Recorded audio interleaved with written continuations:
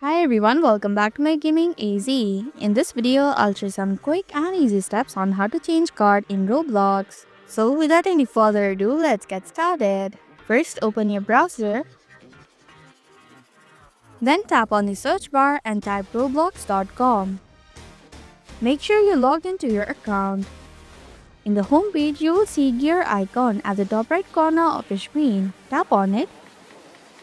Select the settings option from the menu. Next, tap on the drop-down icon of the settings button. From the menu, click on Payment Methods. Then tap on the Add button. Roblox doesn't directly allow to edit the card. If you're subscribed to Roblox Premium, you'll need to click Cancel Renewal to stop the current subscription. After canceling, wait for it to expire or renew manually with the new card. Enter your new payment details and complete the purchase.